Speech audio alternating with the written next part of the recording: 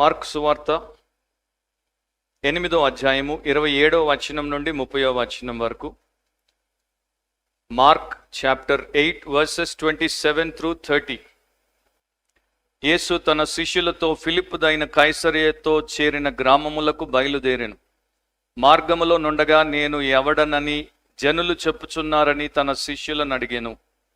అందుకు వారు, కొందరు బాప్తిస్మం ఇచ్చి యోహాననియు, కొందరు ఏలియా అనియు, మరికొందరు ప్రవక్తల్లో ఒకడనియు చెప్పుకొనుచున్నారనిరి. అందుకాయన, మీరైతే నేను ఎవడని చెప్పుచున్నారని వారిని అడుగగా, పేతురు, నీవు క్రీస్తువని ఆయనతో చెప్పెను. అప్పుడు తన్ను గూర్చిన ఈ సంగతి ఎవనితోనూ చెప్పవద్దని ఆయన వారికి ఖండితముగా చెప్పెను. సార్వభౌముడైన మా దేవా, నీ వాక్యమును మేము చదువుటకు, నీ వాక్యమును మేము వినుటకు, నీ ఆత్మ ద్వారా బోధింపబడుటకు నీవు మాకిచ్చిన ధన్యతను బట్టి కృతజ్ఞతలు. ఈ సమయంలో చదవబడినటువంటి లేఖన భాగము నుండి నీ ఆత్మ ద్వారా మాకు నేర్పించదలిచిన నిత్య సత్యములను నేర్పించి, రక్షించి, రూపాంతరపరిచి మీరు మాత్రమే ఘనత, మహిమ, ప్రభావములు పొందుకోమని యేసు ప్రభు పరిశుద్ధ నామమును అడిగి ప్రార్థిస్తున్నాం తండ్రి. ఆమేన్. కూర్చోండి. దేవుడి వాక్యాన్ని శ్రద్ధతో, ఆసక్తితో వినండి, భయంతో, భక్తితో వినండి. మీ హృదయం తెరిచి, మీ బైబిల్ తెరిచి, మీ కన్నులు తెరిచి దేవుడి వాక్యాన్ని వినండి. మార్కు సువార్తలో 8వ అధ్యాయము 27 నుండి 30 వరకు చిన్న భాగం అది. ఆ భాగము చిన్నదిగా ఉన్నప్పటికీ దాంట్లో ఉన్నటువంటి సత్యము చాలా గొప్పది. యేసు క్రీస్తు యొక్క ఐడెంటిటీ, ఆయన ఎవరు, ఆయన గుర్తింపు ఏమిటి అనేది చాలా తక్కువ మంది మాత్రమే గుర్తించారు. చాలా తక్కువ మందికే యేసుప్రభు ఎవరో తెలుసు అనేది ఆ సమయంలో ఆయన శిష్యులతో మాట్లాడినటువంటి మాటల్ని బట్టి మనకు అర్థమవుతోంది. ఆ రోజున మాత్రమే కాదు, ఈ రోజున కూడా 2000 సంవత్సరాల తర్వాత కూడా ప్రపంచవ్యాప్తంగా అధునాతనమైనటువంటి వనరులు మనకెన్నో వచ్చేసిన తర్వాత కూడా, అంటే మోడర్న్ టెక్నాలజీ మనకెంతో అవైలబుల్గా ఉన్నా కూడా యేసుక్రీస్తు నిజముగా ఏమై ఉన్నాడు, ఎవరు అనేది చాలా తక్కువ మందికి తెలుసు. సో ఆయన ఏమై ఉన్నాడు అనే దాని గురించి పేతురు ఆ మిగతా శిష్యులందరి తరపున ఒక ప్రతినిధిగా సాక్ష్యమునిచ్చాడు, లేకపోతే ఒప్పుకోలును చేశాడు. సో మార్కు సువార్తలో ఉన్నటువంటి విశేషం ఏంటంటే, మార్కు సువార్త ప్రారంభము నుండి ఇప్పటి వరకు జరిగినటువంటివి, నేర్పించబడినవి అన్నీ కూడా యేసుక్రీస్తు ఎవరు అన్నది తెలియజేయడానికి. ఇక ఇక్కడ నుండి ముగింపు వరకు 16వ అధ్యాయం వరకు మార్కు సువార్తలో యేసుక్రీస్తు తన సిలువను గురించి మాట్లాడతాడు, మరణము గురించి మాట్లాడతాడు, తర్వాత తిరిగి లేచుట, పునరుద్ధానము, పరలోక ఆరోహణము గురించి మాట్లాడతాడు. సో ఇప్పటి వరకు వారు ఆయన మెస్సియా, క్రీస్తు అని తెలుసుకోవడానికి అవకాశమును కల్పించాడు. ఇక నుండి ఆయన ఏ రకమైనటువంటి క్రీస్తు, అంటే ఏ రకమైనటువంటి మెస్సియా, అండ్ ఆయనని మెస్సియాగా గుర్తించి గౌరవించి ఆయన్ని అనుసరించేటువంటి వారు ఏ రకమైనటువంటి జీవితాన్ని జీవించుటకు పిలువబడ్డారు అనేది ఇక నుండి రాబోయేటువంటి 2వ భాగంలో తెలుసుకుంటాం. సో ఈరోజు మన అంశం ఏంటంటే, యేసు ఎవరో కొందరికే తెలుసు. యేసు ఎవరో కొందరికే తెలుసు. Jesus is known only to a few. Jesus is known only to a few. భాగము 40 పార్ట్ 40 ఇది. రాసుకునేటువంటి వారు మీరు 2 పాయింట్స్ ఉంటాయి దీంట్లో, రాసుకోవాల్సినటువంటి వారు రాసుకోవచ్చు. The confusion of the crowd.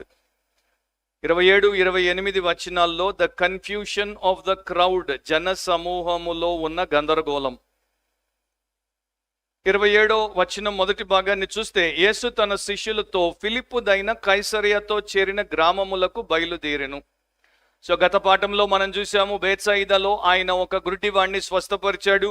తరువాత అక్కడి నుండి తన శిష్యులను వెంటబెట్టుకొని ఆయన బయలుదేరాడు. ఎక్కడికి బయలుదేరాడు? ఇక్కడ ఫిలిప్పుదైన కైసరియతో చేరిన గ్రామములకు బయలుదేరాడు అని రాయబడింది. సో ఫిలిప్, ఒక హేరోద్ ద ఫిలిప్, ఆయన చతుర్థాధిపతి. ఆయన కట్టించినటువంటి కైసరయ అనేటువంటి ఆ ప్రాంతములకు యేసుప్రభు వెళ్తున్నాడు. ఇది ఇతూరియా అనేటువంటి ఒక డిస్ట్రిక్ట్ లో ఉన్నటువంటి ప్రాంతము. కాకపోతే హేరోద్ ద ఫిలిప్ ఆయన దాన్ని బహుళ ప్రాచుర్యంలోనికి తీసుకురావడానికి కారణం ఆయన అక్కడ నివసించేవాడు. ఇది ఎక్కడుందంటే బేత్సయిదాకి దాదాపు 25 మైళ్ళ దూరంలో, నార్త్లో, అంటే ఉత్తరాన ఉన్నటువంటి ప్రాంతం. అక్కడ ప్రముఖంగా ఉన్నటువంటి ఒక పర్వతం ఏంటంటే హెర్మోను పర్వతం. సో హెర్మోను పర్వతం గురించి బైబిల్లో మనం చదువుతాం. హెర్మోను పర్వతం యొక్క అట్టడుగున ఆ ప్రాంతంలో ఉండేటువంటి ప్రాంతాన్ని పనియాస్ అంటారు. ఎందుకంటే గ్రీకు దేవత అయినటువంటి పాన్ పేరు మీద దాన్ని వారు నిర్మించారు. అండ్ ఈ గ్రీకు దేవత ప్రకృతికి, అడవులకు లేక వన దేవత అని మనం తెలుగులో ఎట్లా చెప్పుకుంటామో కొందరి గురించి ఇక్కడ వారు ఆ ప్రకారం ఉన్నటువంటి దేవుడు అనమాట. ఇప్పుడు ఆ పనయాస్ అనేటువంటి ప్రాంతానికి ఇజ్రాయెల్లో ఇప్పుడు దాన్ని బనయాస్ అంటారు. బి వచ్చింది అంతే, బట్ సేమ్ ప్లేస్ అది. సీజర్ అగస్టస్ ని గణపరచుటకు ఆయన దానికి మరి సీజర్ అనేటువంటి పేరు పెట్టాడు, కైసరియా అని. అండ్ ఆయన అక్కడ ఏలేవాడు గనుక, ఆయన అక్కడ నివసించాడు గనుక ఫిలిప్పుదైన కైసరియా, లేకపోతే ఇంగ్లీష్లో సీజర్ ఫిలిపై అనేది వచ్చింది. సో ఈ ప్రాంతంలో ఉన్నటువంటి జనాభా ఎవరు అంటే సిరియన్లు ఉండేవారు, అరబ్లు ఉండేవారు, ఇథూరియన్లు ఉండేవారు, వారితో పాటు యూదులు కూడా ఉండేవారు. అది అందరూ కలిసి ఉండేటువంటి ప్రాంతము. అండ్ ఎక్కువ రోమన్ యొక్క ప్రభావం ఉన్నటువంటి ప్రాంతము, అన్య విగ్రహారాధనతో కూడుకున్నటువంటి ప్రాంతము. అక్కడ కైసరు ప్రభు అని ఒప్పుకునేది చాలా సామాన్యంగా జరిగేటువంటి అనుదిన విషయము. బహుశా యేసు ప్రభు అక్కడికి పోయినప్పుడు, ఆ మార్గంలో ఉన్నప్పుడు ఆయన తన శిష్యులను అడిగాడు, నేను ఎవడనని మనుషులు చెప్పుకుంటున్నారు, మీరు నన్ను ఏమని చెప్పుకుంటున్నారు అని. ఎందుకంటే సీజర్ ఈజ్ లార్డ్, కైసరు ప్రభు అనేటువంటి ప్రాంతంలో క్రీస్తే ప్రభు అనేటువంటి సాక్ష్యమును ఆయన పొందాలని ఆ ప్రకారం చెప్పి ఉండొచ్చు. మార్కు మనకి వివరాలు ఇవ్వడు, అది మనకి తెలుసు.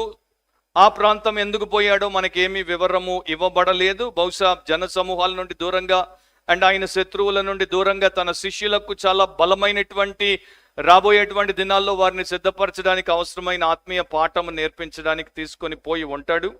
అది మనకి నెక్స్ట్ భాగము 31 నుండి చివరి దాకా 38 వరకు వచ్చేటువంటి భాగంలో అవి కనబడతాయి. సో మార్గంలో ఉన్నప్పుడు యేసు ప్రభు కానీ ఆయన శిష్యులు కానీ ఫిలిప్పుదైన కైసరియా పట్టణంలోనికి వెళ్ళలేదు, దానితో చేరినటువంటి గ్రామాలకు వెళ్తున్నారు. అండ్ ఆ గ్రామాల్లోనికి కూడా ఇంకా ప్రవేశించలేదు, వారు మార్గంలో ఉన్నారు. మార్గంలో ఉన్నప్పుడు యేసు ప్రభు తన శిష్యుల వైపు తిరిగి ఆయన వారిని అడిగాడు, నేను ఎవడనని జనులు చెప్పుచున్నారు? సో అందరి గురించి అభిప్రాయం ఉంటుంది. నా గురించి మీకు అభిప్రాయం ఉంటుంది, మీ గురించి నాకు అభిప్రాయం ఉంటుంది, మన ఇంటి వారి గురించి మనకు అభిప్రాయం ఉంటుంది. మంచిది కావచ్చు, చెడ్డది కావచ్చు, గౌరవప్రదమైంది కావచ్చు, నీచమైంది కావచ్చు. ఇతరుల గురించి మనము ఒపీనియన్ ఫామ్ చేసుకుంటాం, అభిప్రాయం అనేది కల్పించుకుంటాం. సో ఇక్కడ ఆయన వాడినటువంటి పదము జనులు, మెన్ అని ఉంటుంది ఇంగ్లీష్లో. జనులు అంటే బయట ఉన్నటువంటి వారు, వెలుపటి వారు, ఆయన సంబంధులు కారు, ఇంకా లోక సంబంధులే, పరలోక సంబంధులు కారు, వారికి దైవ ప్రత్యక్షత లేదు. సో వారు మొదటి కేటగిరీ, వారు మొదటి కోవకు సంబంధించిన వారు. బయట ఉన్నటువంటి వారు, లోకంలో ఉన్నటువంటి వారు, అన్యులు నా గురించి ఏమని చెప్పుకుంటున్నారు అది మొదట అడుగుతాడు. తర్వాత రెండవదిగా మీరు నా వారు గనుక, లోపలి వారు గనుక, నా సంబంధికులు గనుక, నా శిష్యులు గనుక, పిలువబడిన వారు గనుక మీరేమనుకుంటున్నారు అని తర్వాత అడుగుతాడు. సో అది మార్క్స్ వార్తలో మనం గమనించాము. బయటి వారు, లోపలి వారు, అవుట్ సైడర్స్, ఇన్సైడర్స్, అన్యులు, ధన్యులు అనేది మనం చూసాం. సో పాపులర్ ఒపీనియన్ గురించి యేసుప్రభు అడుగుతున్నాడు, జనాల మధ్యలో నా గురించినటువంటి అభిప్రాయం ఏంటి, వారు చెప్పుకునేటువంటి విషయం ఏంటి. శిష్యులను ఎందుకు అడిగాడంటే యేసు ప్రభు కన్నా శిష్యులు జనాలతో ఎక్కువ మమేకమవుతారు, ఎక్కువ తిరుగుతారు, ఎక్కువ మాట్లాడుతూ ఉంటారు. జనాలు కూడా డైరెక్ట్గా ప్రభు దగ్గరికి వచ్చి చెప్పకపోవచ్చు, శిష్యుల దగ్గరికి వచ్చి చెప్పచ్చు. బైబిల్లో మనకి అనేక సందర్భాలు కనబడతాయి వారు శిష్యుల దగ్గరికి వచ్చి మాట్లాడటం. గ్రీసు దేశస్తులు ఫిలిప్పు దగ్గరికి వచ్చి మేము యేసును చూడగోరుచున్నామని శిష్యుడితో చెప్తే ఆయన వచ్చి యేసు ప్రభుకు ఆ కబరు చెప్తాడు. అట్లాగే సో ఇతరులు శిష్యులను సంప్రదిస్తూ ఉండొచ్చు, శిష్యులు వారి అభిప్రాయం ఏంటో బాగా తెలుసుకుని ఉండొచ్చు. అందుకని యేసు ప్రభు వారిని అడిగాడు. వారిని అడిగినప్పుడు వారు ముఖ్యంగా ఇక్కడ చెప్పబడినటువంటి కొన్ని విషయాలను వారు చెప్పారు. దాంట్లోనికి మనం వెళ్ళక మునుపు శిష్యులకి కనీసము ఆయన ఏమై ఉన్నాడో కొంతైనా ఇప్పటికీ అర్థమై ఉండాలి. ఎందుకంటే మార్కు సువార్తలో మొదటి నుండి మార్కు మనకి సువార్త రాయడానికి గల కారణం ఏంటంటే యేసుక్రీస్తు ఎవరో మనకు తెలియజేయడానికి. మార్కు సువార్త అండ్ ఈ రోజున క్రైస్తవ లోకంలో మనకు అందాల్సినటువంటి సువార్త ఏంటంటే బైబిల్కి సంబంధించినటువంటి పరలోకం నుండి నరావతారిగా ఇమ్మానుయేలుగా మారి వచ్చినటువంటి యేసుక్రీస్తు ప్రతి మనిషికి ఎవరో తెలియాలి. యేసుక్రీస్తు ఎవరో ప్రతి మనిషికి తెలియాలి. సో మార్కు సువార్త ఎట్లా ప్రారంభం అవుతుంది? 1:1 దేవుని కుమారుడైన యేసుక్రీస్తు సువార్త ప్రారంభము అని ఉంటుంది. సో మార్క్ ఎట్లా చెప్తున్నాడు? యేసుక్రీస్తు అంటే దేవుని కుమారుడై ఉన్నాడు. 1:11 మీరు చూస్తే ఆయన బాప్తిస్మం పొందినప్పుడు పరలోకము నుండి శబ్దం వచ్చింది. ఆ శబ్దంలో తండ్రి అయిన దేవుడు ఏమంటున్నాడు? నీవు నా ప్రియ కుమారుడవు, నీ యందు నేను ఆనందించుచున్నాను. 1:24 మీరు గమనిస్తే యేసు ప్రభువును దయ్యాలు ఎదుర్కొన్నప్పుడు అవి ఆయన గురించి ఏమని ఒప్పుకున్నాయి? నజరేయుడగు యేసు, మాతో నీకేమి, మమ్ము నశింపజేయుటకు వచ్చితివా? నీవెవడవో నాకు తెలియను, నీవు దేవుని పరిశుద్ధుడవు అని కేకలు వేశాను. సో ఆయన దేవుని కుమారుడు, ఆయన దేవునికి ప్రియ కుమారుడు, ఆయన దేవుని యొక్క పరిశుద్ధ కుమారుడు. 1:27 ఆయన చేసినటువంటి అద్భుతము తర్వాత అందరూ విస్మయం ఉంది. ఇదేమిటో, ఇది క్రొత్త బోధగా ఉన్నదే, ఈయన అధికారంతో అపవిత్రాత్మలకును ఆజ్ఞాపింపగా అవి ఆయనకు లోబడుచున్నవని ఒకనితోనొకడు చెప్పుకొనిరి. తర్వాత మనం ఇంకా ముందుకెళ్ళిపోతే 6వ అధ్యాయంలో హేరోదు అంతిప ఆయనకున్నటువంటి అభిప్రాయమును గురించి కూడా అక్కడ మాట్లాడతాడు. దానికి నేను తర్వాత వస్తాను. 4వ అధ్యాయం 41వ వచనంలో శిష్యులు కూడా ఆశ్చర్యపోయారు. శిష్యులు ఆశ్చర్యపోయినప్పుడు ఒక కామెంట్ చేశారు. 4:41 వారు మిక్కిలి భయపడి ఈయన ఎవరో, గాలియు సముద్రమును ఈయనకు లోబడుచున్నవని ఒకనితో ఒకడు చెప్పుకొనిరి. సో ఆయన ఎవరో తెలియడం చాలా ముఖ్యం. ఎందుకంటే ఆయన రక్షకుడు, ఆయన క్రీస్తు, ఆయన దేవుని కుమారుడు, ఆయన దేవాది దేవుడు, ఆయన నర రూపంలో ఉన్నటువంటి నిత్యుడగు దేవుడు అని ఎప్పుడైతే మనకు తెలుస్తుందో అప్పుడే మనం రక్షించబడతాం, అప్పుడే మనము దేవుడి సంబంధులం అవుతాం. లేకపోతే యేసుని గురించి వింటే సరిపోదు. 28 అందుకు వారు శిష్యులు జవాబిచ్చారు, కొందరు బాప్తిస్మమిచ్చి యోహాననియు, కొందరు ఏలియానియు, మరికొందరు ప్రవక్తల్లో ఒకడనియు చెప్పుకొనుచున్నారనిరి. సో కొందరు అనేది మనము రిపీటెడ్గా చూస్తున్నాం అక్కడ. సమ్. సో మనుషుల మధ్యలో వారు, దాంట్లో హేరోదు అంతిప ఉన్నాడు, ఇతరులు ఉన్నారు. వారు ఆయన గురించి రకరకాలుగా మాట్లాడుకుంటున్నారు. సో ఒపీనియన్లో వారికి డిఫరెన్స్ ఉంది. యేసు గురించి ఫలానా ఫలానా ఫలానా అని వారు అనుకుంటున్నారు. ఇదే భాగము మనకి ప్యారలల్గా మత్తయి సువార్త 16వ అధ్యాయంలో, లూకా సువార్త 9వ అధ్యాయంలో కూడా ఆ ఇద్దరు సువార్తికుల చేత రాయబడింది. కొన్ని చిన్న వ్యత్యాసాలు ఉంటాయి. మత్తయిలో ఎట్లా రాశాడు? మత్తయి సువార్తికుడు 16వ అధ్యాయం 14వ వచనంలో వారు కొందరు బాప్తిస్మమిచ్చి యోహాననియు, కొందరు ఏలియానియు, కొందరు ఇర్మియానియు లేక ప్రవక్తల్లో ఒకడనియు చెప్పుకొనుచున్నారనిరి. మత్తయి మాత్రమే ఇర్మియా అనేది రాశాడు. మార్కు గాని లూకా గాని ఇర్మియా గురించి ప్రస్తావించరు. లూకా 9:8 కొందరు పూర్వకాలపు ప్రవక్త ఒక్కడు లేచెనని, అంటే చనిపోయిన వాడు లేచాడని చెప్పుకొనుచున్నారు అని ఆయన రాశాడు.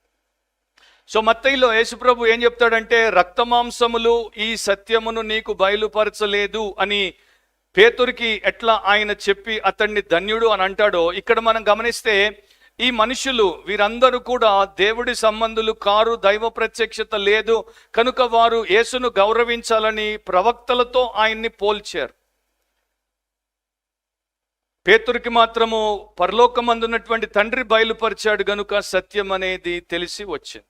సో వీరిని మనము ఒక రకంగా మెచ్చుకోవచ్చు. ఎందుకంటే వీరు యేసును ప్రవక్తలతో పోల్చారు. అండ్ ఇశ్రాయేలు ప్రజలకి ప్రవక్తలు అంటే చాలా గొప్ప గౌరవం ఉంటుంది. అయితే ఆయన ప్రవక్త అయినప్పటికీ ఆయన కేవలం ప్రవక్త మాత్రమే కాదు, ఆయన ప్రవక్తలను పంపినటువంటి ప్రభు అయి ఉన్నాడు అనేది ఆ మనుషులకి అప్పటికి ఇంకా తెలియలేదు. కానీ జన అభిప్రాయం ఏంటి? యేసుప్రభు తిరుగుతున్నాడు, యేసుప్రభు దేవుడి రాజ్యానికి సంబంధించిన సువార్త ప్రకటిస్తున్నాడు, యేసుప్రభు దయ్యాలు వెలగొడుతున్నాడు, యేసుప్రభు సువార్తలో మరి చెప్పినట్లు ఆయన అధికారాన్ని చూపిస్తున్నాడు, దేవుడి రాజ్యాన్ని స్థాపిస్తున్నాడు, స్వస్థపరుస్తున్నాడు, ప్రకృతి మీద తన శక్తి ఏంటో చూపుతున్నాడు. 6వ అధ్యాయము 14 నుండి 16 వరకు గతంలో మనం చూసాము. మరొకసారి చూడండి మార్కు సువార్తలో. ఆయన కీర్తి ప్రసిద్ధమాయను కనుక రాజైన హేరోదు ఆయనను గూర్చి విని బాప్తిస్మం ఇచ్చి యోహాను మృతుల్లో నుండి లేచి ఉన్నాడు కనుక అతని యందు అద్భుతములు క్రియారూపకము లగుచున్నవని చెప్పాను. ఇతరులు ఈయన ఏలియా అనియు మరికొందరు ఈయన ప్రవక్తనియు ప్రవక్తల్లో ఒకని వలె నున్నాడనియు చెప్పుకొనుచుండిరి. అయితే హేరోదు విని నేను తలగొట్టించిన యోహానే అతడు మృతుల్లో నుండి లేచి ఉన్నాడని చెప్పాను. సో హేరోదుకి మూఢ విశ్వాసం ఎక్కువ, సూపర్స్టిషియస్ ఫెలో. అప్పుడు నేను ఎక్స్ప్లెయిన్ చేశాను, ఇప్పుడు ఎక్స్ప్లెయిన్ చేయని అవసరం లేదు. సింపుల్గా మీరు చూస్తే పబ్లిక్ ఒపీనియన్, పీపుల్ యొక్క అభిప్రాయం ఏంటి అంటే యేసును ఎవరితో వారు పోల్చారు? యేసు కన్నా ముందు వచ్చినటువంటి బాప్తిస్మం ఇచ్చి యోహానుతో పోల్చారు. మిగతా వారు బాప్తిస్మం ఇచ్చి యోహాను కన్నా ముందు వచ్చినటువంటి ఏలియాతో పోల్చారు. మిగతా కొందరు దానికన్నా ముందున్నటువంటి ప్రవక్తల్లో ఒకనితో పోల్చారు. సో అందరూ పరిచారకులే, వీళ్ళందరూ కూడా పనివారే, servants of God. Servants of గాడ్తో సన్ ఆఫ్ గాడ్ని ఎట్లా పోలుస్తాము? సర్వెంట్స్ ఆఫ్ గాడ్తో సావరిన్ గాడ్ని, సార్వభౌముడైనటువంటి దేవుడిని ఎట్లా పోలుస్తాము? బాప్తిస్మం ఇచ్చి యోహానుకు ఒక హోదా ఉంది, ఏలియాకు ఒక గొప్ప హోదా ఉంది, ప్రవక్తలకు ఇశ్రాయేలీల్లో ఒక గొప్ప హోదా ఉంది. కానీ వారి హోదా ఎక్కడ? ఈయన హోదా ఎక్కడ? మనిషి ఎక్కడ? చిన్న పురుగు ఎక్కడ? సో దేవుడు ఎక్కడ? అట్లాంటి పాపముతో ఉన్నటువంటి నరుడు ఎక్కడ? సో బాప్తిస్మం ఇచ్చి యోహాను అతడే నేను తలగొట్టిస్తే తిరిగి లేచాడని హేరోదు దానిని ప్రచారము చేసేసరికి అది ఒక పుకార్ అయిపోయింది, ఒక రూమర్ అయిపోయింది. అది రాజుగారే అట్లా చెప్తే ప్రజలు ఏమంటారు చెప్పండి? యథా రాజా తదా ప్రజ అన్నట్టు అందరు కూడా ఆయన అంటే ఇష్టం ఉన్నవారు, లేకపోతే ఆయనతో కష్టం వస్తుంది అనుకున్నవారు బాప్తిస్మం ఇచ్చి యోహాను అన్నారు, మిగతా వారు మిగతా అన్నారు. సో బాప్తిస్మం ఇచ్చి యోహాను అదే టైంలో ఉన్నాడు, యేసు సమకాలీకుడు గనుక ఆయనలాగా కొందరు ఆయన్ని ఎంచారు. ఆయన చనిపోయాడు, ఈయన వచ్చాడని. అది కరెక్ట్ కాదని మనకు తెలుసు. మిగతా వారు ఏలియా అన్నారు. నా యూదులకి ఏలియా అంటే ఒక ఫ్యాసినేషన్, అంటే వారికి ఒక రకమైనటువంటి వెర్రి వ్యామోహం. అబ్రహాము గొప్పవాడు, మోషే గొప్పవాడు, దావీదు గొప్పవాడు, ఇతరులు గొప్పవారు ఉన్నారు. నిజం చెప్పాలంటే ఏలియా కన్నా వీరు చేసినటువంటి కార్యములు, వారి జీవితము గొప్పది.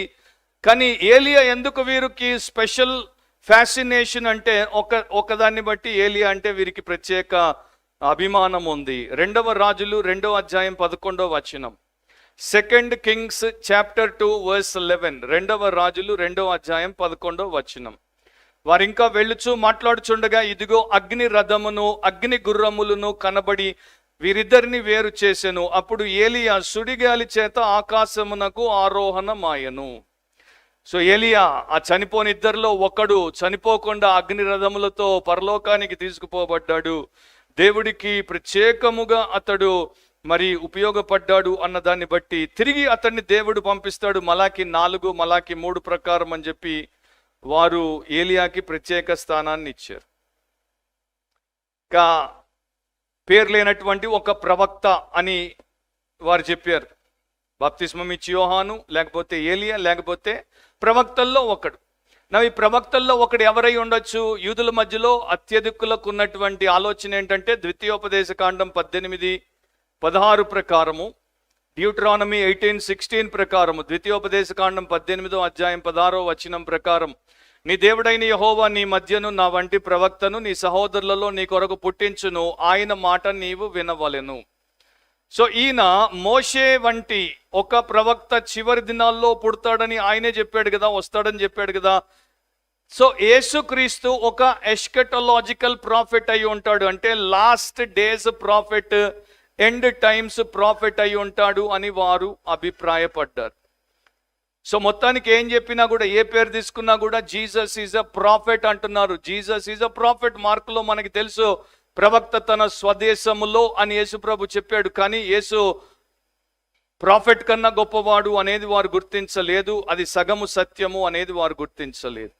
సో యేసు ప్రభుతో బాప్తిస్మం ఇచ్చి యోహాను సరితూగడు, ఏలియా సరితూగడు, ఏ ప్రవక్త సరితూగడు. వారు ఏం చేస్తున్నారు? యేసును ఆయన కన్నా ముందున్నటువంటి ఇమీడియట్ పాస్ట్లో ఉన్న ఒకడితో, లేకపోతే డిస్టెంట్ పాస్ట్లో ఉన్న ఒకడితో పోలుస్తున్నారు. అక్కడ వారు తప్పిపోయారు. ఈ 3 అభిప్రాయాలు మార్క్స్ వార్త ప్రకారము తప్పుడు అభిప్రాయాలు. ఎందుకంటే ఈ ముగ్గురు కూడా, ఏలియా వచ్చినా, బాప్తిస్మం ఇచ్చి యోహాను వచ్చినా, ప్రవక్తల్లో ఒకడు వచ్చినా, వీళ్ళందరూ కూడా ప్రిపరేటరీ రోల్లో వచ్చారు, అంటే దేవుడి కార్యముల కొరకు సిద్ధపరచడానికి వచ్చారు. యేసు ప్రభు మాత్రము దేవుడి కార్యాన్ని సంపూర్ణము చేయడానికి వచ్చాడు. అందుకని ఆయన ఒక్కడే సమాప్తమైనది అన్నాడు. మిగతా ఎవరు కూడా దాన్ని సమాప్తము చేయలేరు కనుక ఆ రకంగా అనలేకపోయారు. యేసే రక్షణ కార్యమును సమాప్తి చేయడానికి పంపబడ్డవాడు వచ్చాడు. కాంట్రడిక్షన్ ఏంటంటే, ఈయన బాప్తిస్మం ఇచ్చి యోహాన్ అయితే ఈయన ఎట్లా ఏలియా అవుతాడు, ఈయన ఏలియా అయితే ఈయన ఎట్లా ఇర్మియా అవుతాడు, ఈయన ఇర్మియా అయితే ఎట్లా ప్రవక్తల్లో ఒకడవుతాడు.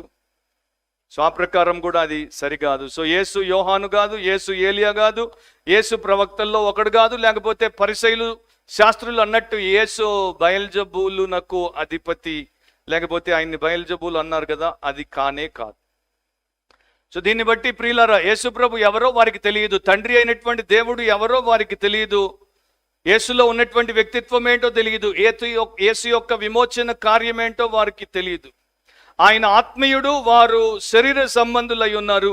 ఆయన పరిశుద్ధుడు, వారు పాపానికి అమ్ముడుపోయినటువంటి వారై ఉన్నారు. అండ్ ఆయన యొక్క మహిమ ప్రకాశమును వారు చూడలేనటువంటి అందులుగా ఉన్నారు. నా విచిత్రం ఏంటంటే, నాకు మార్కు సువార్త చదువుతున్నప్పుడు మనుషులకు తెలియంది దయ్యాలకు తెలిసింది అనేది ఒకటి నేను చూశాను. ఆ వచనాలన్నీ ఇప్పుడు చదవడానికి టైం లేదు, కానీ ఒక 2 వచనాలు మీకు చదువుతాను. దయ్యాలు గుర్తుపట్టే యేసుప్రభు ఎవరో 1వ అధ్యాయం 24లో నేను ఆల్రెడీ మీకు చదివాను. దయ్యం అంటోంది, నీవు దేవుని పరిశుద్ధుడవు. తర్వాత మీరు 3వ అధ్యాయం 11వ వచనంలో గమనిస్తే, అపవిత్రాత్మలు పట్టిన వారు ఆయనను చూడగానే ఆయన ఎదుట సాగిలపడి నీవు దేవుని కుమారుడు అని చెప్పుచు కేకలు వేసిరి. ఇంకా ఉన్నాయి వచనాలు. So men did not recognize Jesus Christ, whereas demons recognized and acknowledged. So దాన్ని బట్టి చూడండి, బైబిల్ స్టడీలకు వచ్చేవారు, బైబిల్ కొనుక్కొని తిప్పి చదివేవారు, నోట్స్ రాసుకునేవారు, ప్రపంచంలో ఎన్నో క్రైస్తవ సంఘాల్లో తరతరాలుగా క్రైస్తవులుగా ఉంటున్నటువంటి వారికి యేసుప్రభు ఎవరో తెలియదు. కానీ చర్చికి రానివారు, బైబిల్ చదవని వారు, బైబిల్ తిప్పని వారు అయినటువంటి దయ్యాలకు యేసుప్రభు ఎవరో తెలిసిపోయింది. సో వీళ్ళేమో వారిని మెసెంజర్స్ అన్నారు, కానీ ఆయన మాస్టర్. వీరు వారిని క్రియేటెడ్, సృష్టింపబడిన, అంటే ఆయన క్రియేటర్, ఆయన సృష్టించినటువంటి సృష్టికర్త, సర్వశక్తుడిని వారు సామాన్య మానవులతో పోల్చేశారు. ఒక్కసారి మీరు ఆలోచించండి, మనము ధ్యానం పెడితే మనకు అర్థమవుతుంది. బాప్తిస్మం ఇచ్చి యోహాను ఒక స్టేట్మెంట్ చేశాడు. ఏమన్నాడు? నేను ఆయన యొక్క షూ లేసుని విప్పడానికి కూడా అనర్హుడను. సో బాప్తిస్మం ఇచ్చి యోహాను యేసుక్రీస్తు ప్రభు యొక్క జోడికి ఉన్నటువంటి ఆ యొక్క లేసుని విప్పడానికి కూడా అనర్హుడైనప్పుడు, అలాంటి వ్యక్తితో యేసును ఎట్లా వీరు పోల్చారు? ఏలియాతో మనము యేసుని ఎట్లా పోల్చగలము? ఏలియా గురించి పాత నిబంధనలో రాయబడినటువంటి ఒక విషయం ఏంటంటే, 2వ రాజులు 1వ అధ్యాయంలో 3 చోట్ల 10వ వచనం, 12వ వచనం, 14వ వచనంలో అది 3 సార్లు ఉంటుంది. మీరు చూసుకోండి తర్వాత. 2 Kings చాప్టర్ 1 వర్సెస్ 10, 12, 14. 2వ రాజులు 1వ అధ్యాయము 10, 12, 14 వచనాలు. అందుకు ఏలియా, నేను దైవజనుడినైతే అగ్ని ఆకాశము నుండి దిగి వచ్చి నిన్ను నీ 10 మందిని దహించునుగాక అని 10 మందికి అధిపతి అయిన వానితో చెప్పగా, అగ్ని ఆకాశము నుండి దిగి వాని 10 మందిని దహించెను. సో ఇది ఏలియా చేశాడనమాట. ఒక అధిపతి 50 మందితో వస్తే వారిని కాల్ చేశాడు, మళ్ళొకడు వస్తే మళ్ళా వారిని కాల్ చేశాడు, మళ్ళొకడు వస్తే వారిని కాల్ చేశాడు. అది ఓల్డ్ టెస్టిమెంట్లో యూదులకి తెలుసు. సో సేమ్ థింగ్ ఒకానొక సందర్భంలో యేసుప్రభు శిష్యులైనటువంటి యాకోబు, యోహానులు ఒక సమరయుల గ్రామము యేసును తిరస్కరిస్తే, అంగీకరించకుండా ఆయన్ని వెళ్ళిపోమని చెప్తే వారి కోపం వస్తుంది. కోపం వచ్చినప్పుడు వారు ఏమంటారు? మేము అగ్నిని పైనుండి రప్పించుదుమా అని యేసుప్రభుతో అడుగుతారు. చూడండి, మీకు గుర్తుంటే లూకా సువార్త 9వ అధ్యాయం 54, 55లో రాయబడి ఉంది. శిష్యులైన యాకోబును, యోహానును అది చూచి, ప్రభు ఆకాశము నుండి అగ్ని దిగి వీరిని నాశనం చేయునట్లు మేము ఆజ్ఞాపించుట నీకు ఇష్టమా అని అడుగగా ఆయన వారి తట్టు తిరిగి వారిని గద్దించెను. నా తెలుగు బైబిల్లో 2 విషయాలు లేవు. ఇంగ్లీష్ బైబిల్లో ముఖ్యంగా కేజేవి, ఎన్కేజేవిలో ఉన్నటువంటి 2 విషయాలు ఏంటంటే, యేసుప్రభు అక్కడ ఒక మాట అంటాడు, మీరు ఎట్లాంటి ఆత్మను కలిగి ఉన్నారో మీరు ఎరుగరు. అది తెలుగులో మనకు కనపడదు. అండ్ తెలుగులో మనకు కనబడినటువంటి ఇంకొక విషయం ఏంటంటే, ఏలియా చేసినట్టు మేము కూడా చేయుదుమా. మనుష్య కుమారుడు ఎందుకు వచ్చాడు అనేది కూడా తెలుగులో మనకు కనబడదు. అది కూడా ఇంగ్లీష్లో ఆ బైబిల్లో మనకి యేసుప్రభు చెప్పింది మనకి కనబడుతుంది. మనుష్య కుమారుడు రక్షించుటకు వచ్చాడు, నాశనము చేయుటకు రాలేదు అని ప్రభు అయిన యేసు చెప్తాడు. సో ఏలియా అగ్నిని దించాడు, అగ్ని ద్వారా కొందరిని నాశనము చేశాడు. కానీ యెజబెల్ అనేటువంటి ఒక దుర్మార్గురాలు ఎప్పుడైతే ఆయన్ని బెదిరించిందో వెంటనే ఆయన లోపల ఉన్నటువంటి అగ్నిని కోల్పోయి ఆయన ఆరిపోయినటువంటి నిరుత్సాహపడినటువంటి ప్రవక్తగా పారిపోయాడు. ఇప్పుడు మీరు నాతో ఆలోచించండి, ఏ యెజబెలునైతే అగ్ని గంధకాలతో మండే గుండంలో ధవలవర్ణ సింహాసన తీర్పు తర్వాత యేసు ప్రభు వేయబోతున్నాడో ఆయన్ని ఆ యెజబెల్ యొక్క బెదిరింపుతో భయపడి తన ఓన్ ఫైర్ని కోల్పోయినటువంటి ఏలియాతో ఎట్లా పోలుస్తాం?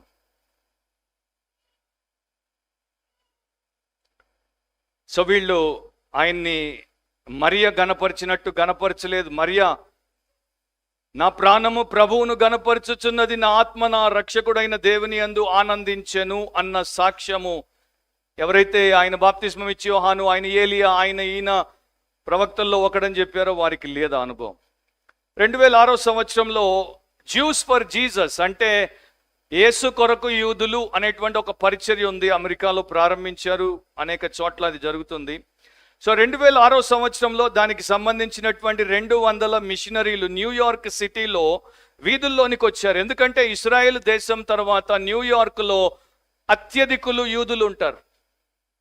సో ఆ వీధుల్లోనికి వచ్చారు, యూదులు ఉండేటువంటి ప్రాంతానికి వచ్చారు, 10 లక్షల కరపత్రాలు పంచారు, 5,000 మందిని వారు సంప్రదించారు. అండ్ వారికి యేసు ప్రభువుకి సంబంధించినటువంటి సువార్తను ప్రకటించడానికి వారి సహాయమును తీసుకున్నారు. అండ్ ఆ ప్రాంతంలో ఉన్నటువంటి 80,000 మంది హసిదిక్ హోమ్స్ అంటే హసిదిక్ యూదుల ఇళ్లకు వారు సువార్తను చేరవేయడానికి యేసు అనేటువంటి సినిమాని వారి భాషలో ఇద్దిష్ భాషలోనికి అనువదించి దాన్ని కూడా వారు అందుబాటులోనికి వారికి ఇచ్చారు. సో ఈ ప్రకారం వారు చేసినప్పుడు వీధుల్లో వారు ఒక ప్రశ్న అడిగేవారు, మేము ఒకప్పుడు యూదులము, యేసు మెస్సియా అని తెలుసుకున్నాము, యేసే రక్షకుడు అని తెలుసుకున్నాము, మేము ఇప్పుడు క్రైస్తవులమయ్యాము, రక్షించబడ్డాము, మీరు కూడా ఆయన గురించి ఏమనుకుంటున్నారు అంటే వారు చెప్పేవారు, వీరు వారికి సువార్త చెప్పేవారు. ఆ ప్రకారము వారిలో కొందరిని వీరు యేసు యూదుల రక్షకుడు మెస్సియా అని నమ్మింపజేశారు. సో అట్లా జూలైలో అంటే 2006లో 157 మంది యూదులు, 164 మంది అన్యులు యేసు ప్రభు నందు విశ్వాసం ఉంచి రక్షించబడ్డారు. ఈ స్ట్రీట్ ఇవాంజలిజం ద్వారా, వీధి సువార్త ద్వారా. ప్రపంచంలో అందరికన్నా కఠినంగా రక్షణ పొందడానికి చాలా కష్టతరంగా ఉండే 2 ప్రజలు ఎవరంటే ఒకరు మహమ్మదీయులు, రెండవది యూదులు. వీళ్ళని క్రైస్తవులు చేయుట అసాధ్యము, దేవుడు చేస్తే తప్ప అవ్వరు. కానీ 157 మంది యూదులు యేసు ప్రభు మెస్సియాని గుర్తించి రక్షించబడ్డారు, లేకపోతే వారికి ఆ అవకాశమే ఉండేది కాదు. సో నేను 2వ పాయింట్లోకి వెళ్ళక మునుపు నా ప్రియ క్రైస్తవ సహోదరి సహోదరులారా, మనము క్రైస్తవ కుటుంబంలో పుట్టుండొచ్చు, క్రైస్తవ సంఘంలో పెరుగుండొచ్చు, క్రైస్తవ బైబిల్ ఎన్నో మార్చుండొచ్చు, క్రైస్తవ బోధలు ఎన్నో వినుండొచ్చు. మీకు యేసుక్రీస్తు ఎవరో తెలుసా? వ్యక్తిగతంగా మీకు యేసుక్రీస్తు ఎవరో తెలుసా? ఎందుకంటే యేసుక్రీస్తు దేవుడై ఉన్నాడు, యేసుక్రీస్తు నరావతారిగా వచ్చినటువంటి పాపరహితుడైన రక్షకుడు, యేసుక్రీస్తు సిలువలో బలియాగమయ్యాడు, ఆయన ద్వారానే నా పాపానికి క్షమాపణ అనే విశ్వాసంలోనికి మనం రాకపోతే మనము రక్షించబడం. సో క్రిస్టియన్ ఫ్యామిలీలో పుట్టినా, క్రిస్టియన్ చర్చ్కి వెళ్ళినా, క్రిస్టియన్ బైబిల్ చదివినా, క్రిస్టియన్ పాటలు పాడినా రేపు క్రైస్ట్ ఉండే హెవెన్కి మనం పోము. క్రైస్ట్తో ఇటర్నల్ లైఫ్, నిత్య జీవం మనకు ఉండదు. మత్తయి సువార్తలో ఆయన మనుష్య కుమారుడిని గురించి జనులు ఏమి చెప్పుకొనుచున్నారని శిష్యుల్ని అడిగాడు. సో ఇక్కడ మార్క్ దాని గురించి రాయలేదు. సో యేసుప్రభు 2 ఫ్రేసెస్ ఎప్పుడు వాడతాడు? మనుష్య కుమారుడు, దైవ కుమారుడు, son of man, son of God. ఈ 2 కూడా చాలా గొప్ప సత్యాలను ప్రకటింపజేసేటువంటి విషయాలు. ఈ రెండిట్లో మనకేం కనబడుతోంది? యేసు దేవుడు, యేసు పరిపూర్ణముగా మానవుడు. సో మానవుడు ఎట్లా ఉంటాడు అంటే యేసులాగా, అండ్ దేవుడు ఎట్లా ఉంటాడంటే యేసులాగా అని మనం తెలుసుకోవడానికి ఆయన్ని మన ముందు దేవుడు పెట్టాడు. లార్డ్ బైరాన్ అనేటువంటి మేధావి ఇట్లా అన్నాడు. ఇది చెప్పడానికి కూడా ఆయన కుర్చీలో నుండి లేచి నిలబడి చెప్పాడు, ఒకవేళ ఎప్పుడైనా మానవుడు దేవుడిగా ఉండి ఉంటే ఒకవేళ ఎప్పుడైనా దేవుడు మానవుడిగా మారి ఉంటే అది కేవలము యేసుక్రీస్తులోనే ఆ రెండు మనకు కనబడతాయి. అంటే యేసు దేవుడిగా ఉండి మానవుడయ్యాడు, అండ్ యేసు మానవుడిగా ఉండి దేవునిగానే తన్ను తాను నిరూపించుకున్నాడు. ఒక నల్లజాతీయురాలు ఒక రచయితతో మాట్లాడుతున్నప్పుడు ఆయన అడిగింది, మీకు అంతా తెలుసు లోకము, మీరు ఎన్నో పుస్తకాలు ఎన్నో రచనలు రాశారు చేశారు, సరే నా ప్రశ్న చాలా సింపుల్ ప్రశ్న, నీకు దేవుడు తెలుసా? Do you know God? రైటర్ని ఆథర్ని అడుగుతోంది, నీకు దేవుడు తెలుసా? సో ఆయన అన్నాడు, దేవుణ్ణి మనం తెలుసుకోవచ్చు. దేవుణ్ణి మనం తెలుసుకోవాలంటే ఆయన చేసినటువంటి హస్తకృత్యమైనటువంటి సృష్టిని చూస్తే, ఆయన చేసినటువంటి ఈ యొక్క సృష్టిలో గొప్ప గొప్ప విషయాలను చూస్తే దేవుడి యొక్క ఉనికి మనకు తెలిసి వస్తుంది, దేవుడు ఉన్నాడు అని మనం నమ్మొచ్చు. సో ఆమె రెండో ప్రశ్న అడిగింది, మంచిది, మీరు చెప్పింది కరెక్టే, కానీ ఇంకా ఏదైనా ఉందా దేవుడిని తెలుసుకోవడానికి? రెండవది ఆయన చెప్పాడు, దేవుడు మనుషులతో ఎట్లా వ్యవహరించాడు, దేవుడు మానవులకు ఏం చేశాడు, మానవులు ఎట్లా దేవుడి మీద తిరుగుబాటు చేశారు, దేవుడు ఎట్లా మానవుల దగ్గరికి దిగి వచ్చాడు, అండ్ మానవుల యొక్క చరిత్ర, దేశాల చరిత్ర, వ్యక్తుల జీవిత సాక్ష్యాలను బట్టి దేవుడిని తెలుసుకోవచ్చు. అంతేనా, ఇంకేమైనా ఉందా అని అడిగింది ఆమె. ఆయన అన్నాడు, ఇంకా లోతుగా తెలుసుకోవాలంటే బైబిల్ గ్రంథాన్ని తిప్పాలి, బైబిల్లో దేవుడి గురించి పాత కొత్త నిబంధనల్లో నేర్పించబడుతున్న సత్యాలు మనము నేర్చుకుంటే తెలుసుకుంటే దేవుణ్ణి మనం తెలుసుకోవచ్చు. నాలుగోసారి అడిగింది, అంతేనా, ఇంకా ఏమైనా ఉందా దేవుణ్ణి తెలుసుకోవడానికి? అప్పుడు ఆయన చెప్పాడు, ఇంకా ఏముంటుంది, ఈ ప్రకారము తర్వాత ఇక దేవుడితో వ్యక్తిగత సంబంధం పెట్టుకొని దేవుడిని వ్యక్తిగతంగా తెలుసుకోవడము దేవుణ్ణి తెలుసుకోవడానికి ఉపయోగపడుతుంది. అప్పుడు ఆ మంది, అమ్మయ్య, ఇప్పటికి జవాబు కరెక్ట్గా చెప్పారు అని. ఎందుకంటే సృష్టిని చూసిన వారు దేవుడు ఉన్నాడు అనుకున్నారు, కానీ అద్వితీయ దేవుడిని తెలుసుకోలేదు. తర్వాత మరి మనుషుల జీవితాల్లో దేవుడు కార్యాలు చేశారు అని ఎంతోమంది సాక్ష్యాలు చెప్తే విన్నారు, ఆహా వాహా అన్నారు, కానీ ఆ దేవుడు యేసు దేవుడు అని వారు గుర్తించలేదు. ఎంతోమంది బైబిల్ని ఒకసారి కాదు ఎన్నోసార్లు చదివారు, కానీ దీంట్లో యేసుక్రీస్తును వారి వ్యక్తిగత రక్షకుడిగా వారు తెలుసుకోలేదు. ఎవరైతే యేసునందు విశ్వాసం ఉంచి వ్యక్తిగతంగా ఆయనతో అనుబంధాన్ని కలిగి ఉన్నారో అలాంటి వారే రక్షించబడ్డారు.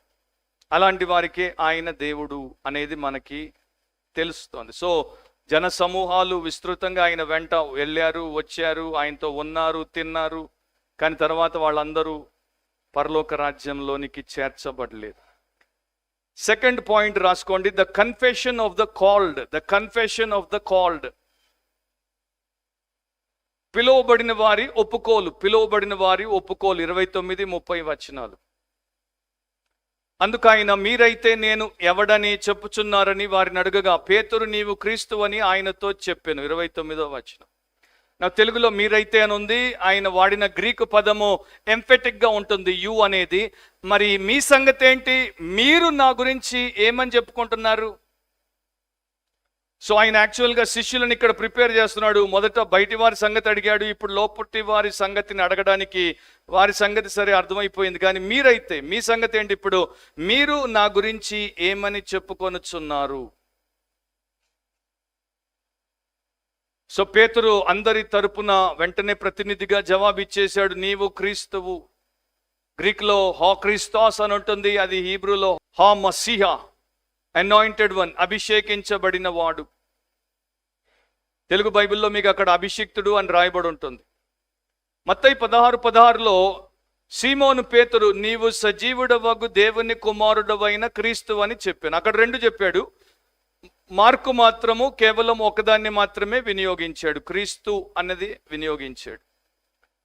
సో మార్కు సువార్తలో ఆయన ఫోకస్ ఎక్కడ పెడుతున్నాడంటే యేసుక్రీస్తు మెస్సియా అయి ఉన్నాడు, అదే ఆయనకి ముఖ్యమైనటువంటి సందేశం. సో ఆ మెసేజ్ని చాలా బ్రైట్గా అండ్ పవర్ఫుల్గా ఇవ్వడము మార్కు సువార్తికుని యొక్క ఉద్దేశం కనుక నీవు సజీవుడవైన దేవుడి కుమారుడవు అన్న మాటలు మార్కు రాయలేదు, క్రీస్తువు అన్నది మాత్రం రాశాడు. యూదుల కాలంలో మొదటి శతాబ్దంలో వారి మధ్యలో మెస్సియాకి సంబంధించినటువంటి అనేక రకాలైనటువంటి అభిప్రాయాలు ఉండేవి. ఒకటి సింపుల్గా మీకు చెప్తాను, కుమ్రన్ కేవ్స్ దగ్గర ఒక యూదుల యాజకపు గుంపు ఉండేది. వారు ఇద్దరు మెస్సియాలు వస్తారు అని భావించి దాని గురించి గట్టిగా చెప్పేవారు.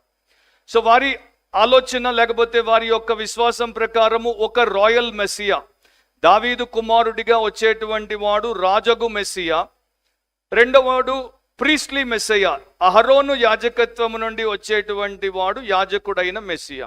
సో ఇద్దరు వస్తారు అని వారు చెప్పేవారు. సద్దుకయ్యులు వీరికి మెస్సియా మీద పెద్ద ఆసక్తి లేదు. మెస్సియా వచ్చినా పర్వాలేదు, రాకపోయినా పర్వాలేదు.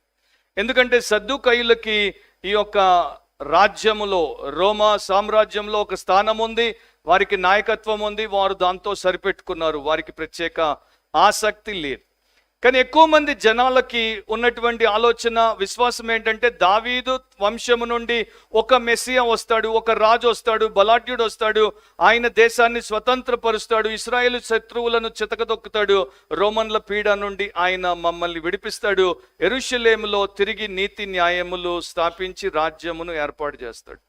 సో ఇప్పుడు పేతురు ఇక్కడ నీవు క్రీస్తువు అన్నప్పుడు పేతురు యేసు ప్రభు ఎలాంటి క్రీస్తు అని తర్వాత చెప్తాడో దాని ప్రకారం కాకుండా అందరూ ఏమనుకుంటున్నారో దాని ప్రకారం చెప్తున్నాడు. నీవు బలాఢ్యుడిగా, నీవు రాజుగా, నీవు మా పీడను తొలగించేటువంటి ప్రభువుగా, నీవు మాకు శాంతి సమాధానాలతో కూర్చున్నటువంటి రాజ్యాన్ని ఇచ్చేవాడవుగా వస్తావు అని ఎదురు చూసాము. ఆ క్రీస్తువు నీవు.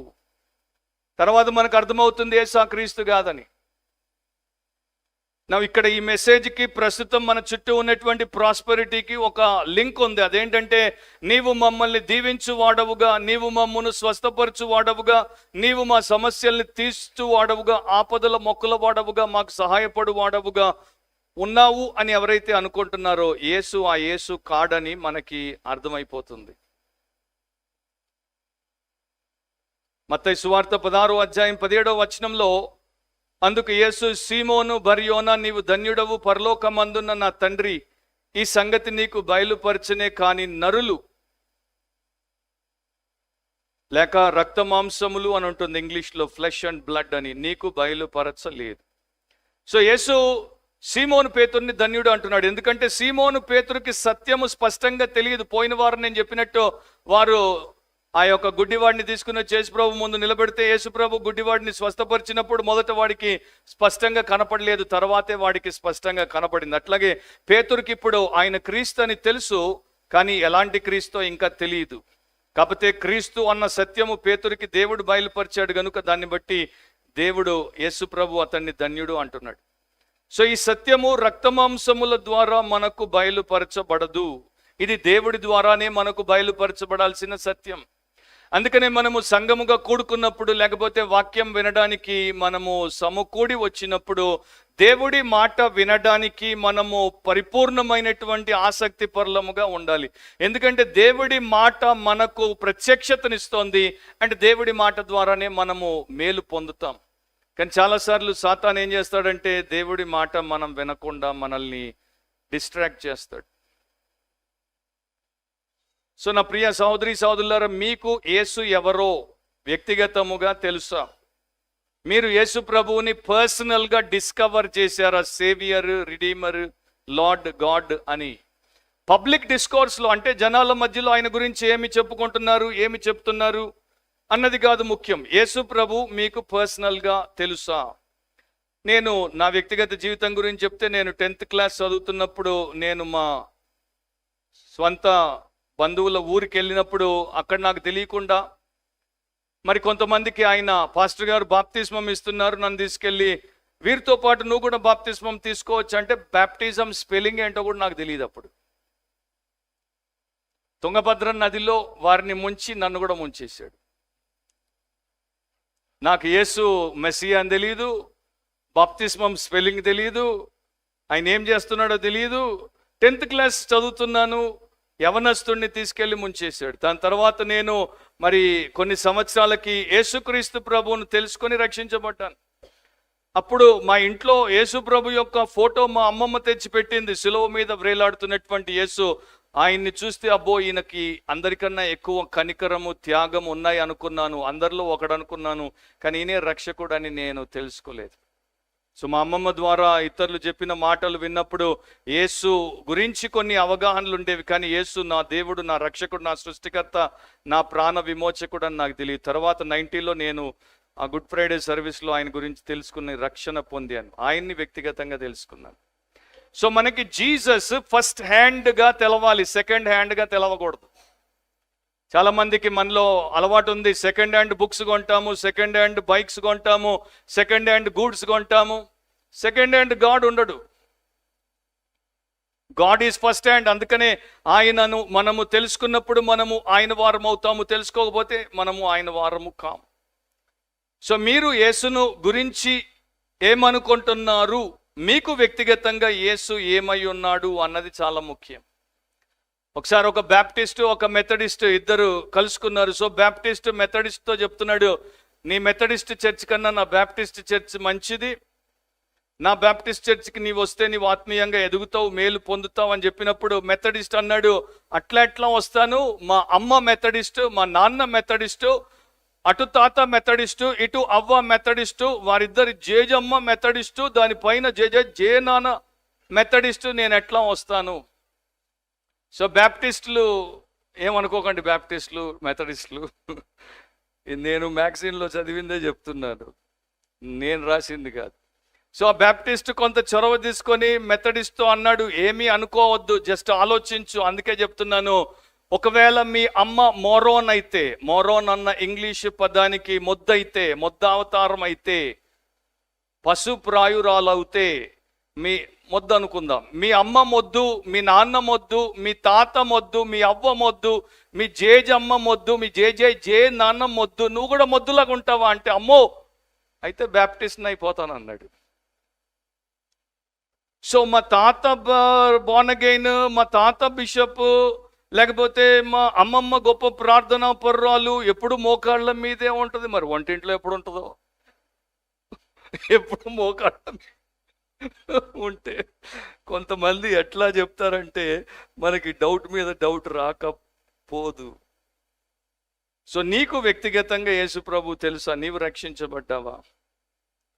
అది క్వశ్చన్ అనమాట. జీసస్ ఆ యొక్క శిష్యులను అడిగేది అదే, మీరు నన్ను ఎవడని చెప్పుకొనిచున్నారు? ఎందుకంటే చెప్తున్నారు, మీరు ఒప్పుకుంటున్నారు, మీరు నన్ను రియల్ క్రైస్ట్గా, రియల్గా దేవుని యొక్క కుమారుడు సేవియర్గా ఒప్పుకుంటేనే మీరు రక్షించబడతారు. ఆ విశ్వాసం, ఆ ఒప్పుకోలు మీకుందా? జే ఆస్వాల్డ్ శాండర్స్ అనేటువంటి భక్తుడు ఇట్లా అన్నాడు, యేసు ఒకవేళ దేవుడు కాకపోతే క్రైస్తవ్యం అనేది లేదు. అండ్ ఆయన దేవుడు కాకుండా మనం ఒకవేళ ఆయన్ని ఆరాధిస్తే మనము పచ్చి విగ్రహారాధికులం. కానీ ఒకవేళ యేసు దేవుడు అయితే మనము ఆయనను కేవలం మంచివాడని, బోధకుడని, మనుషుల్లోకెల్లా శ్రేష్ఠుడని అంటే మనము దేవదూషకులం.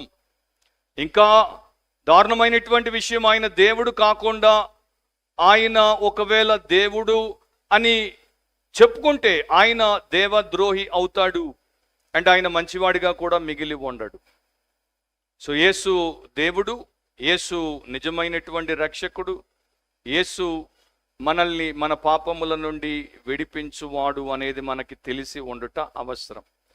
చివరి వచనం గమనించండి, 30వ వచనంలో, అప్పుడు తన్ను గూర్చిన ఈ సంగతి ఎవరితోనూ చెప్పవద్దని ఆయన వారికి ఖండితముగా చెప్పాను. ఎందుకు చెప్పాడు? నీవే క్రీస్తు అని పేతురు ఆయనతో చెప్పినప్పుడు, శిష్యులు కూడా ఏకీభవించినప్పుడు అదందరికీ చాటాల్సిన సత్యం కదా, ఎందుకు ఆయన ఎవరితో చెప్పొద్దని చెప్పాడు? ఎందుకంటే వీరికి అప్పటికి ఇంకా ఆయన ఏ రకపు మెస్సియానో పరిపూర్ణంగా తెలియదు. వీరు అనుకున్నటువంటి, ఆశించినటువంటి మెస్సియా అని ఆయన గురించి ప్రచారం చేసేస్తారు, అది తప్పుడు ప్రచారం అవుతుంది. కనుక దాని నుండి వారిని నివారించడానికి ఆయన వారిని ఆపాడు. తర్వాత ఆయన ఏ మెస్సియానో నెక్స్ట్ లెసన్లో చెప్తాడు, తర్వాత అంతా నెక్స్ట్ భాగంలో చెప్పుకుంటూ పోతాడు. అప్పుడు వీరికి అర్థమైనప్పుడు ఆయన చనిపోయి సమాధి చేయబడి తిరిగి లేచిన తర్వాత వీరికి చెప్తాడు, సర్వలోకానికి వెళ్ళి సర్వ సృష్టికి ఇప్పుడు చెప్పండి. ఇప్పుడు నేనేంటో మీకు తెలుసు, అందరికీ తెలుసు కనుక చెప్పండి. సో తన గురించి ఆ సంగతి, ఈ సంగతి ఎవరితోనూ చెప్పొద్దని ఆయన వారికి ఖండితముగా చెప్పాడు. అది కూడా మనం ఆల్రెడీ గమనించాం. ఖచ్చితంగా దయ్యాలను నోరు మూసుకోమని ఆజ్ఞాపించాడు. సముద్రం మీద గాలి అండ్ ఆ యొక్క అలలు రేగుతున్నప్పుడు వాటిని నిమ్మలమ్మగుమని గద్దించాడు. ఆ రకమైనటువంటి ఆదేశం వీరికి ఇచ్చాడు. సో మీరు నన్ను రాజు అనుకుంటున్నారు, నేను మీ దేశానికి స్వాతంత్రం ఇస్తాను, రోమన్ల పీడ విరుగుడు చేస్తాను, నేను రాజ్యం వెళ్తాను, నేను అందరినీ జయిస్తాను అని అనుకుంటున్నారు. నేను ఆ క్రీస్తుని కాను. కనుక ఇప్పుడే మీరు చెప్పొద్దు, నేను సిలువ మార్గంలో వెళ్తాను, నేను శ్రమలు పడతాను, నేను నిందించబడతాను, నేను చంపబడతాను. అది నెక్స్ట్లో మనకి 31 నుండి వస్తుంది, అప్పుడు దాని గురించి మనం చూద్దాం. సో ఆ ప్రకారం నా ప్రియ సహోదరి సహోదరుడా, యేసుక్రీస్తు తన్ను తాను బయలుపరుచుకున్నాడు. బైబిల్ మన క్షేమం కొరకు మనకెంతో అమోఘముగా రాయబడి ఇవ్వబడింది. కానీ మనలో చాలా మందికి బైబిల్ అంటే బోరు, మనలో చాలా మందికి బైబిల్ అంటే ఏమాత్రము ఇష్టం ఉండదు, దాని మీద మన మనస్సును మనము పెట్టలేం. అండ్ ఈ రోజుల్లో ఎట్లాంటి దినాలు వచ్చేసాయంటే, వేరే వారు మన కొరకు ఉపవాసం ఉండి ప్రార్థన చేసి గంటలు బైబిల్ని లోతుగా తవ్వి దాంట్లో ఉన్న సత్యాలు తీసి మనకి చెప్తున్నా కూడా మనము దాని మీద దృష్టి పెట్టకుండా ఉంటే మన తీర్పు ఎంత ఎక్కువగా ఉంటుంది. దీంతో నేను ముగిస్తాను. ఒక పిల్లవాడు, చిన్న పిల్లవాడు, వాడికి చెవుడు ఉంది, మూగ ఉంది, అయినా కూడా వాడు చర్చికి వచ్చేవాడు. చర్చిలో వాడికి ఇష్టమైనటువంటి విషయం ఏంటంటే, పాటలు పాడేటప్పుడు తల్లి సాంగ్ బుక్ తెరిచి అట్లా పెట్టి పాడుతుంటే వాడి యొక్క ముఖము సాంగ్ బుక్లోనే పెట్టి, వాడి కళ్ళు సాంగ్ బుక్లో వారు పాడే పాట ప్రతి లైన్లో ఒక పదము కొరకు వెతుకుతూ ఉంటాయంట. పాస్టర్ గారే చెప్పారు. ఏంటి ఆ పదం అంటే జీసస్. సో వాళ్ళు పాట పాడుతుంటే వాడికి వినపడదు, ఎందుకంటే చెవిటి వాడు. సో వాడికి మ్యూజిక్ ఏంటో తెలియదు. కానీ వాడు ఏం చూస్తున్నాడంటే, ఫస్ట్ లైన్లో జీసస్ ఉన్నాడా, సెకండ్ లైన్లో జీసస్ ఉన్నాడా, థర్డ్ లైన్లో జీసస్ ఉన్నాడా, పాటలో ఎన్నిసార్లు జీసస్ ఉన్నాడు. పాటలో ఒకవేళ జీసస్ కనబడకపోతే వాడు బుక్ మూసేస్తాడంట. దాని అర్థం ఏంటంటే, జీసస్ లేకపోతే పాటకు మీనింగ్ లేదు, జీసస్ లేకపోతే చర్చికి అర్థం లేదు. ఆ దేహానికి జీవము లేకపోతే అది శవము. అది మన ఎంత ప్రియమైనటువంటి వ్యక్తి అయినా కూడా శవాన్ని మన ఇంట్లో పెట్టుకోం, శవాన్ని తీసుకెళ్ళి పాతి పెట్టేస్తాం. సో శవాలు పాతి పెట్టడానికే పనికొస్తాయి, శవాలు డిస్పోజ్ ఆఫ్ చేయడానికే పనికొస్తాయి. అట్లాగే యేసు లేని క్రైస్తవులు, యేసు లేని సంఘాలు, యేసు లేని బోధలు, యేసు లేని పాటలు, యేసు లేని సభలు అందుకే పనికొస్తాయి. ఈరోజైతే చూస్తున్నాం, ఒక రోజున ఆయన వాటన్నిటిని ఫర్ ఎవర్ డిస్పోజ్ ఆఫ్ చేసేస్తాడు. సో మనకి తెలుసా యేసు సార్వభౌముడు, యేసే రక్షకుడైన దేవుడని నీకు తెలుసా? అది ప్రశ్న. తలొంచి కళ్ళు మూసుకొని కొన్ని సెకండ్లు మనము మన వ్యక్తిగత జీవితాన్ని, హృదయాన్ని చూసుకుంటుండగా యేసు ప్రభు నిన్ను నన్ను అడుగుతున్నాడు, నేను ఎవడని నీవు చెప్పుకొనుచున్నావు? నేనెవడని నీవు నమ్ముచున్నావు? నేనెవడని నీవు ఒప్పుకొనుచున్నావు? నేను దేవుని కుమారుడను, నేను క్రీస్తును, నేను రక్షకుడను,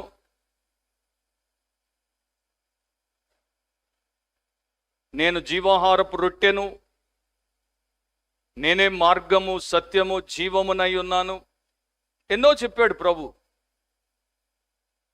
మరి నీకు ఆయన